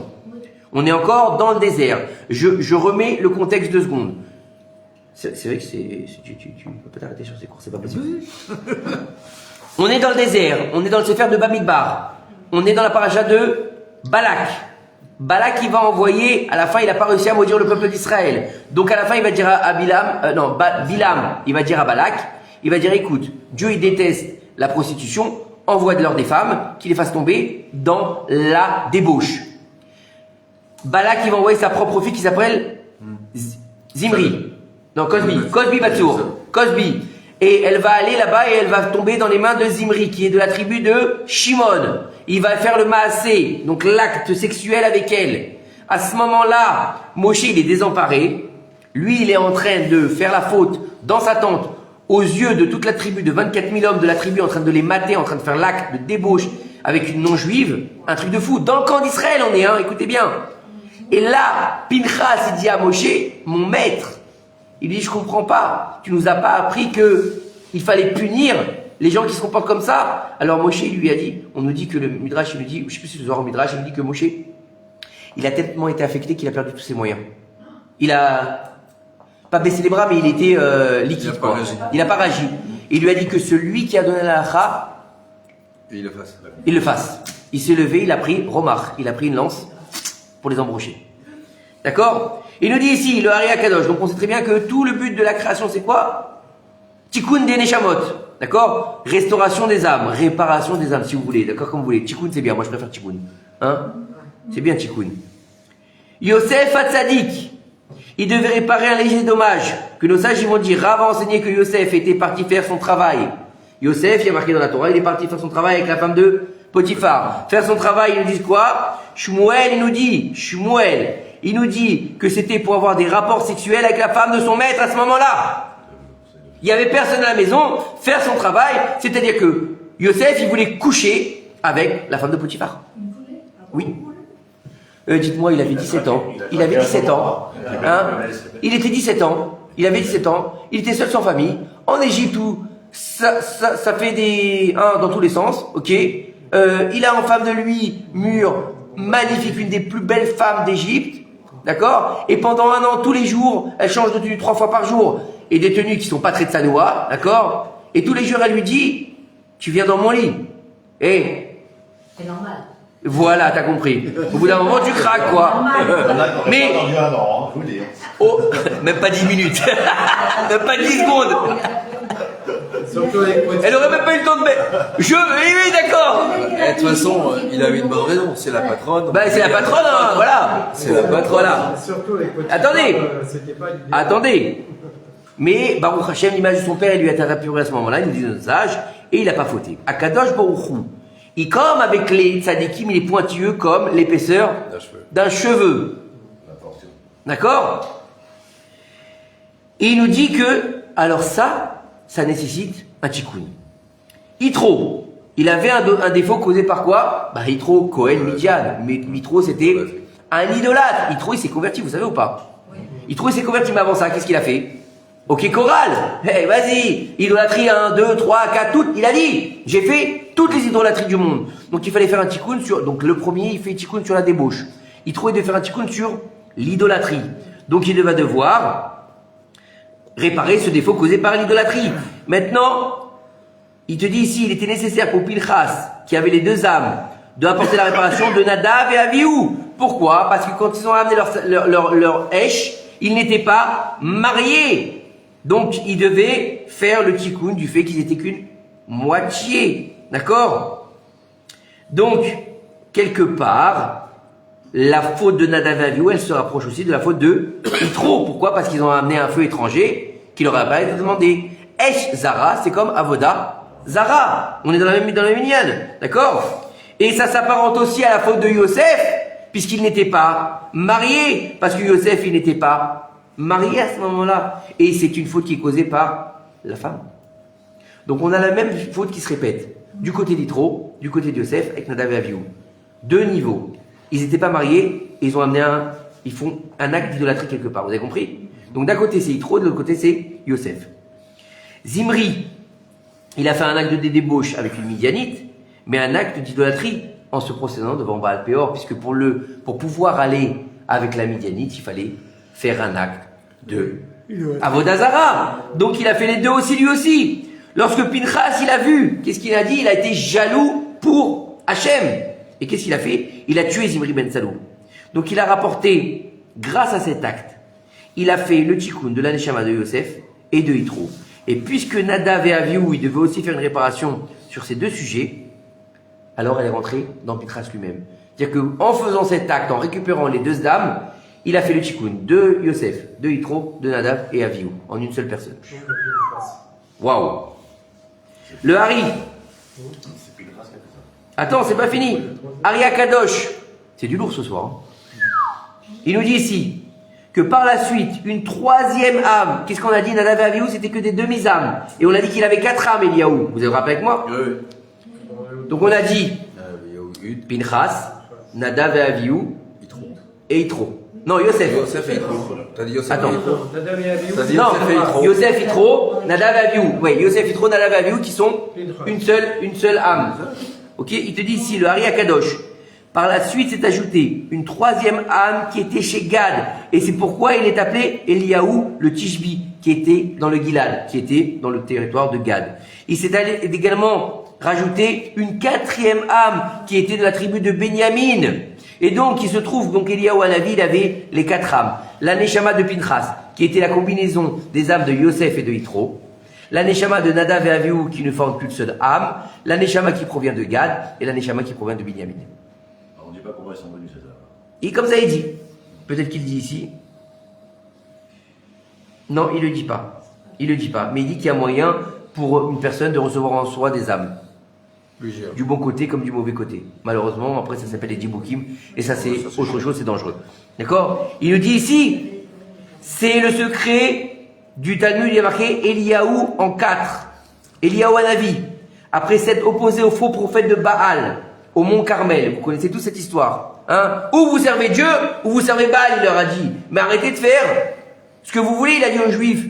Vous êtes qui? Vous êtes des Juifs qui honoraient Dieu ou qui honoraient Baal? Il dit, hein, ça dépend des jours. Qu'est-ce que le lui propose? C'est quoi le menu? S'il y a des meufs, c'est chez Baal. S'il n'y a pas de meufs, c'est chez vous, les Juifs. Alors écoutez, il leur a dit, écoutez bien. Il a voulu faire que le peuple d'Israël fasse teshuva. Il a dit, et il dit aussi que apporter davantage de réparation aux âmes de Nadav et Avihu. Il a prié Aneni Hashem Aneni. Il a répondu, il a répété 2 fois le mot Aneni. Il n'aurait pas dû dire Hashem Aneni. C'était plus imprudent. Et vous savez quoi? Mais c'est ce qu'on a dit, c'est la femme de Potiphar qui voulait coucher avec Yosef. Mais lui aussi, Norbert, il a été attiré par elle, il a failli pécher. Voilà ce qu'on a dit tout à l'heure. Il est au téléphone, Norbert. Alors il a dit 2 fois, réponds-moi, Hachem, réponds-moi. Qui correspond à quoi? Aux 2 âmes de Nadav et Avihu. Par conséquent, en amenant ce feu étranger, Nadav et Avihu, d'accord? Qu'est-ce qui s'est passé? Lui, il va faire la réparation en ramenant un feu devant l'Éternel et montrant que Baal, il est faux. Le feu de Baal et le feu de Eliaou. Donc ça fait 2 feux qui viennent faire le tikkun de Nadav et Avihu. Vous avez compris? Il y a marqué là-bas le feu de l'Éternel, il l'a jailli et il a consumé. Donc maintenant il nous dit ici, au ce moment-là, le peuple il tomba sur sa face, il va dire Hachem ou à Elohim, Hachem ou à Elohim. 2 fois. Donc là il dit 2 fois et là il dit Hachem ou Elohim. Le peuple a dit 2 fois pour faire allusion à la réparation des âmes de Nadav et Avihu. C'est beau ou pas? Magnifique. Après leur réparation définitive au Hara Carmel, les âmes de Nadav et Avihu ont quitté Eliaou. Au Hara Carmel, c'est ce que j'ai dit. Au mont Carmel. Excusez-moi, au mont Carmel. Pourquoi au mont Carmel? Parce qu'il était là-bas. C'est là-bas l'histoire. D'accord. Ok. Parce que si ça a été à New York, je t'aurais dit à New York. Ça s'est passé là-bas aussi. Tu comprends? Alors écoutez, ils ont récupéré leur part au monde futur et ils ont été se reposer. Nadav et Avihu. Donc il a réussi à faire le tikkun de Nadav et Avihu. Déjà que c'est énorme, hein, parce que c'était quand même quelque chose de très grave. À tel point que c'est la paracha qu'on va lire à Haremot, Béné, à Aaron. D'accord? Donc c'est gravé dans la pierre. On parle de ça à Yom Kippourim. Hein? Yom Kippourim. Ouais, on te dit qu'il faut s'attrister sur ça. Et oui, c'est grave. Alors il te dit par la suite, l'âme d'Eliaou le Tishbi, provenant de la racine de Gad, est montée dans les cieux et elle n'est jamais redescendue. Tout ce que je vous dis, c'est pas de moi, Chaz v'Shalom. Moi, c'est le Hari Kadosh. Hein. Ok? Il a sur quoi se tenir. Il ne reste plus que la Neshama qui provient de Binyamin dans l'âme d'Eliaou, qui monte parfois dans les mondes supérieurs pour s'unir à Eliaou à Tishbi, puis redescendre pour apparaître aux sages d'Israël, donc pour leur donner des messages, pour leur enseigner la Torah, ou bien pour faire des miracles dans le monde. Donc on a une qui reste à la source et l'autre qui fait les allers-retours. Vous avez compris en fait ce qui se passe, c'est les vases communicants. Il y en a une qui vient de ce monde, du monde d'en haut au monde d'en bas, et l'autre qui reste en fait pour le recevoir quelque part. C'est comme des messagers en fait. Vous avez compris? C'est comme FedEx. Il y en a, il est à l'entrepôt, et l'autre il fait, il a le tous, la mobilette. C'est pas mal, hein, je trouve que c'est waouh ce soir. Hein. Alors, c'est la raison pour laquelle nous avons trouvé dans le Midrash qu'Eliaou a dit aux sages qu'il était un descendant de Rachel, car seule son âme issue de Binyamin leur était perceptible. Bah oui, puisque c'est elle qui fait les allers-retours. D'accord? Ainsi, l'opinion des sages sont des paroles du Dieu vivant, car Eliaou, il provient bien de la tribu de Gad. Oui, Nachon. Et aussi de la tribu de Binyamin. Et il est aussi Cohen, puisqu'il est aussi Pinchas. Incroyable. Parce qu'il y a marqué dans le Midrash, Pinchas ou Eliaou. Et donc là, il nous dit, Baruch Hashem, maintenant on a compris ce que les sages ont reçu directement de la bouche d'Eliaou Hanavi. Maintenant, on peut comprendre le passage où il est écrit dans la Megillah que Charbona, il est Eliaou. Vayomer Charbona, Echad Minasaresim Ifne Amelech. Charbona, un des ministres, dit devant le roi. Donc on est dans la Megillah Esther. Tout ça pour arriver à la Megillah Esther. Vous vous rendez compte où on en est? Vous vous rendez compte tous ceux? Incroyable. Donc Charbona, un des ministres a dit devant le roi. Il nous dit que le verset a précisément la même valeur numérique. Donc on a dit Vayomer Charbona Echad Minasaresim Lifne Hashem. Il a la même valeur numérique que Yosef, Yitro, Pinchas, Nadav, Avihu, Gad, Binyamin et Eliaou Hanavi. Eliaou. Waouh. Donc ça veut dire que c'est toutes les âmes qui étaient incluses en Eliaou Hanavi. Baruch Adonai Olam, Amen ve Amen.